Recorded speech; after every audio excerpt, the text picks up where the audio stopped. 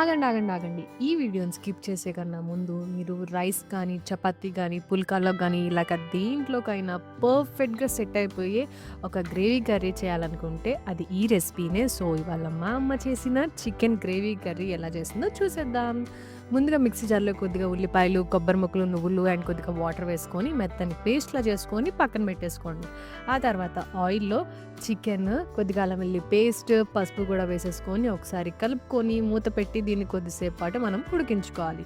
ఇలా ఉడికిన తర్వాత అందులో పచ్చిమిర్చి కూడా వేసుకొని ఒకసారి కలుపుకొని మనం ముందుగా ఆడుకున్న పేస్ట్ కూడా వేసేసుకొని అంతా బాగా కలిసేలాగా కలుపుకున్న తర్వాత ఇందులో తగినంత ఉప్పు, కారం కూడా వేసుకొని ఒకసారి కలిపి ఒక 5 నిమిషాలు ఫ్రై చేసుకున్న తర్వాత తగినన్ని వాటర్ వేసుకొని దీన్ని మూత పెట్టి ఒక 10 మినిట్స్ పాటు బాగా ఉడికించుకోవాలి.